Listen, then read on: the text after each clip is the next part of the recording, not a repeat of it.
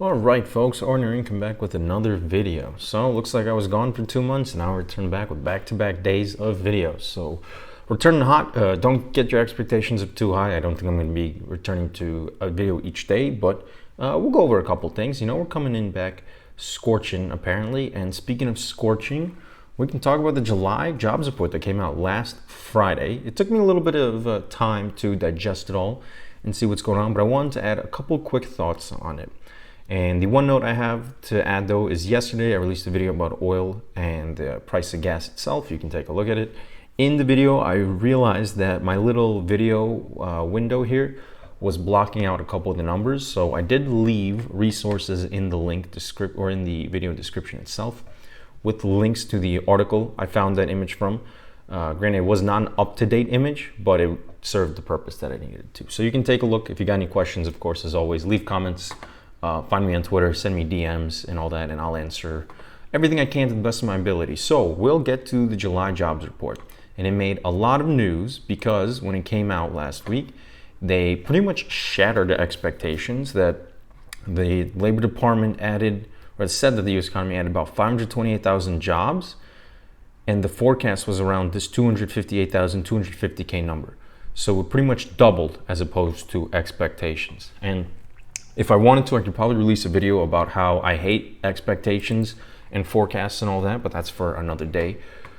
This is a pretty important number for a couple things. We'll go over the first one that I want to touch on, and that is the idea of stagflation. You've all heard about inflation, you've heard about deflation. Inflation, prices go up, deflation, prices go down.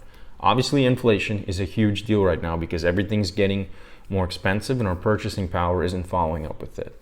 Stagflation is the one that's really scary. What is stagflation? It is high inflation, high prices. It is a slowdown in economic growth, economic decline, and it is high unemployment. Two of the three things are already there. We already have high prices. The GDP report last week showed that we had back-to-back quarters of negative growth, or I guess decline, so to say, so which fulfills the technical, or I guess even formerly technical definition of a recession. The only thing we're missing is the jobs part. Why is that those three bad? Well, it's because we would have, things are pretty expensive. The economy is not really outputting much, and you don't have the ability to have a job or find a job so easily to even catch up to or keep up with prices going up. So everything's expensive, and you don't have a job to help you make money to at least try to pay for things. So it's really a trifecta of horrors, so to say. But as of right now, we only have two of the three, and the jobs number is tricky because everyone was assuming that if the jobs came in bad, then it would give the Federal Reserve enough ammunition to pivot from their current structure and go to a little bit more of a supportive philosophy right now, as they're now in a little bit more of a slowing down philosophy. They want to do quantitative easing, which is take out all the excess cash, all the excess liquidity they put into the markets and into the economy the past couple of years. And as you know, they've increased interest rates, which means things are going to get more expensive. Your car loans, home mortgages, anything that you're going to take a loan for, anything really is going to have a trickle-down effect on all the interest rates, on business, on everything. So higher interest rates just means more of a contractionary economy. Quantitative easing means a reduction of liquidity, just a reduction of cash kind of flying around, floating around, so to say. With the jobs number, if it was to come in lower, it would have given enough of a reason for people to tell the Fed, maybe you're going a little too quick on this contraction. But it didn't happen. Instead, jobs came in pretty hot, which means now we have the idea that that contractionary policy, that contractionary philosophy they have, it doesn't have enough in there for them to change their tune. In fact, it probably actually amplified them to increase their contraction even more, so to say. Now, obviously, one of the things on Twitter I've seen is the idea of like, if the job market is so strong, why would you go and absolutely wreck it? I don't know. I'm not one of these economists. I mean, I work a tech job day to day. So this is really just all my hobby and my ideas. But we're trying to break it down. I don't know why. But in this number in particular, we can take a look at why, though, it came in higher. And it was one of these, I found a tweet here, and this is somebody I follow on my Twitter.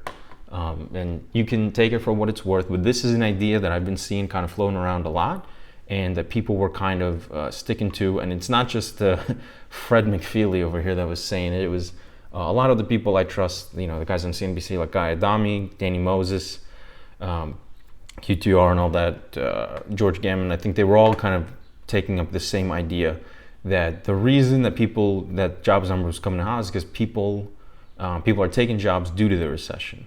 The Federal Reserve killed the equity and crypto markets. PPP stimulus dried up, and people are going back to work. There's a lot baked in there, but the idea is that over the past 2 years, for sure, when we had a lot of money being flowed into the system, as you saw, everyone was seeing the articles that there's doing quantitative easing, that there's all this money being pumped into bonds, that Congress is getting all of their bills satisfied because they're getting all the money they need from the Federal Reserve. That's changed. They're not doing that. They're not providing that excess flow of cash. And because of that, stocks have seen a little bit of a tougher time. We can take a look more closely. Crypto in particular has seen a tougher time. And if we take a look, this is crypto itself. So if we look since November 10th to now, to this day, we're at a 64% drawdown. If we look at the SPX, on the year, which is about right here, January 4th, we had a drawdown about 23%. Now we're only at about negative 13, but it's still a negative. You're looking at years where everything had just been going one way, and that's up. A couple little pullbacks, but even Corona, up after. And after Corona had a crazy time. But the idea was people were living off of their equities. They're living off of crypto. They're living off of stocks. All the money they were making from it, all the positive returns. Now they don't have positive returns. In fact, they have negative returns. And this is simply just maybe even the best of the best. You're looking at people who are invested in companies like DocuSign, Zoom, all these high growth names that are going just one way, and that was up, and now they've come back to earth and come back down. Roku. There was a lot of investment into these companies, the idea that they're just going to keep growing, keep getting stronger. So what does that relate back to this? Well, the idea is that their returns are gone. Not only do they not have returns, they have drawdowns. And so they need to be able to pay for things. They don't have enough in their portfolios to sustain their lifestyle. So what are they doing? They're going back to work. All the people that were expecting Bitcoin to become the reserve currency and be the future and all that, on paper, whatever they want to say has or hasn't happened, I don't care. But in terms of the numbers, all that's happened is it's gone down. Is that a lot of people got happy about it. It had a huge run to go to 68,000. Now it's come back down to what do we see? A 66% decline. And so when your primary sources of income here are no longer providing income, but instead reducing your income, you need to be able to figure out a way to change that. And so people went back to work.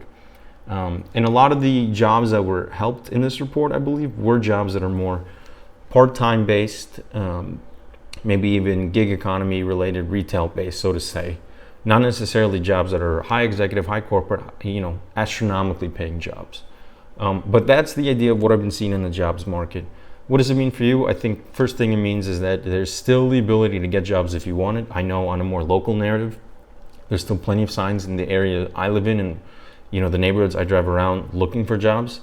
Obviously, you can take that with as many grains of salt as you want, because we've seen from the major companies, Apple, Microsoft, Facebook, Netflix, they've all press releases saying that they're looking to slow down on hiring. Again, I work in a specific part of tech. I haven't seen that in particular from major tech companies, but do your research in whatever line of field you're working in. I still think there's a chance to be able to get jobs. I think obviously if you're putting in the work to become better, to gain skills and certifications, there's still a good chance for you to be able to find it. On the grander scale is this jobs report is really the only thing holding up any kind of positive news on the economy side. Prices are high, got negative GDP. Like I just said, companies are talking about slowing down hiring, even doing layoffs and all that. If this was to go, it could be an interesting situation. And unfortunately, I believe jobs are the only thing left to go. So we have to keep an eye on that. For you, the individual, the average person, what does it mean? Just try and get better at your job is what I'd say. Try and gain those skills. Make it so that it's a little bit more difficult for your supervisors and your superiors to find a reason to fire you. Obviously, if you're gonna have to start whatever it is, whatever the case is, whatever your job is, make it so that you're worth your money. Not saying nobody isn't, but give them a reason to see that you are 100% worth the pay, maybe even more. And just sharpen those skills, because that's really the only thing you can do. It's the only thing you have control over, unfortunately. Everything else we're about to see. So A little bit grim there. I don't mean to be too sad, but that's unfortunately the state of it is. I will probably try and do a little bit more on the energy side in the next coming videos.